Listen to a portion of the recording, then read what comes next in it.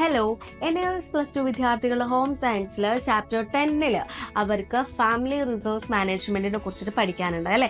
അപ്പോൾ റിസോഴ്സിനെ കുറിച്ചിട്ട് നമ്മൾ മുൻപേ ഒരു വീഡിയോ ചെയ്തു. ഇനി നമ്മൾ പറയുന്നത് മാനേജ്മെന്റിനെ കുറിച്ചിട്ടാണ്. മാനേജ്മെന്റ് എന്താണ്, അതിന്റെ പ്രത്യേകതകൾ എന്തൊക്കെയാണെന്നാണ് നമ്മൾ ഇന്നത്തെ വീഡിയോയിൽ നോക്കുന്നത്.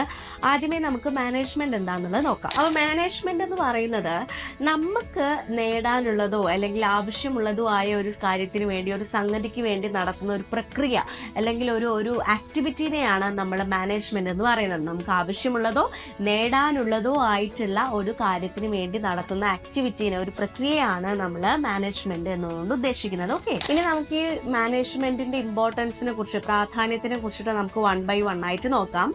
ഒന്നാമത് എന്താന്ന് വെച്ചാൽ, നമ്മുടെ ആവശ്യങ്ങളിലേക്ക് നമ്മളെ എത്തിക്കുന്നത് ഇത്തരത്തിലുള്ള ഒരു മാനേജ്മെന്റ് ആണ്. നമ്മുടെ ലക്ഷ്യങ്ങളെ നേടാനായിട്ട് സഹായിക്കുന്നത് ഈ ഒരു മാനേജ്മെന്റിന്റെ ഇമ്പോർട്ടൻസ് ആയിട്ട് നമുക്ക് കണക്കാക്കാനായിട്ട് സാധിക്കും. അതുപോലെ തന്നെ നമ്മുടെ ലൈഫിനെ കുറച്ചും കൂടെ ചിട്ടയോട് കൂടിയിട്ട്, ഒരു അടുക്കും ചിട്ടയൊക്കെ വരിക എന്ന് പറയില്ലേ, അതുപോലെ നമ്മുടെ ലൈഫിനെ ചിട്ടയോട് കൂടി മുന്നോട്ട് നയിക്കുന്ന ഇത്തരത്തിലുള്ള ഒരു മാനേജ്മെന്റ്, ആ ഒരു പ്രക്രിയയിലൂടെയാണ്. അതുപോലെ തന്നെ കൃത്യമായിട്ടുള്ള തോതിൽ ഓരോരോ കാര്യങ്ങളും ഉപയോഗിക്കാനും നമ്മൾ ഇത്തരത്തിലുള്ള മാനേജ്മെന്റ് സാധിക്കുന്നു എന്ന് വേണം നമ്മൾ മനസ്സിലാക്കാനായിട്ട്. പിന്നെ വരുന്ന ഒരു കാര്യം എന്താണെന്ന് വെച്ചാൽ, അനാവശ്യമായ വിഭവങ്ങളെ നമ്മുടെ ലൈഫിൽ നിന്ന്, അനാവശ്യമായിട്ടുള്ള റിസോഴ്സസുകളെ നമ്മുടെ ലൈഫിൽ നിന്ന് നമുക്ക് ഒഴിവാക്കാനായിട്ട് പറ്റും. ആവശ്യമുള്ള റിസോഴ്സസ് മാത്രം വെക്കുക, അനാവശ്യമായിട്ടുള്ള റിസോഴ്സസ് നമുക്ക് ഒഴിവാക്കാനായിട്ട് സാധിക്കുന്നു. പിന്നെ ഒരു കാര്യം, ഏറ്റവും ഇമ്പോർട്ടൻ്റ് ആയിട്ടുള്ള ഒരു കാര്യം നമ്മൾ പോയിന്റ് ഔട്ട് ചെയ്ത് വെക്കേണ്ടത്, നല്ലൊരു ജീവിത നിലവാരത്തിലേക്ക് നമ്മൾ എത്തിക്കാൻ സഹായിക്കുന്നത് ഇത്തരത്തിലുള്ള മാനേജ്മെന്റ് ആണ്. അതും അതിലൊരു ഇമ്പോർട്ടൻ്റ് ആയിട്ടുള്ള ഒരു കാര്യം തന്നെയാണ്. ഈ ഒരു 5 to 6 പോയിന്റ് നിങ്ങൾ കറക്റ്റ് ആയിട്ട് പഠിച്ചു വെക്കുക. മാനേജ്മെന്റ് എന്താണെന്നുള്ളത് പഠിച്ചു വെക്കുക. ഈ ഒരു 6 പോയിന്റ് നിങ്ങളുടെ ലൈഫിനെ ചിട്ടയുള്ളതാക്കുന്നു.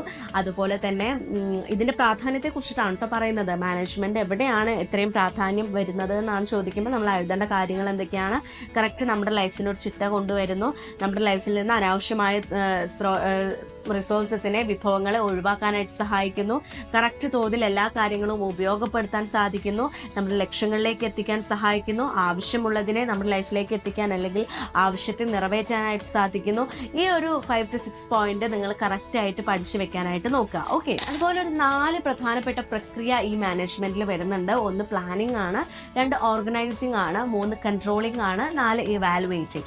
ഈ 3 കാര്യങ്ങളും നമ്മൾ കറക്റ്റായിട്ട് പഠിച്ചു വെക്കണം. ഇതിൽ ഈ മാനേജ്മെന്റിൽ ഏറ്റവും ഇമ്പോർട്ടൻ്റ് ആയിട്ടുള്ള ഒരു പാർട്ട് എന്ന് പറയുന്നത് ഈ പ്രക്രിയയാണ്. പ്ലാനിങ്, ഓർഗനൈസിങ്, കൺട്രോളിങ്, അതുപോലെ തന്നെ ഇവാലുവേറ്റിംഗ് എന്ന് പറയുന്ന ഈ ഒരു 4 പ്രക്രിയയാണ് ഇതിൽ പ്രധാനമായിട്ടും വരുന്നത്.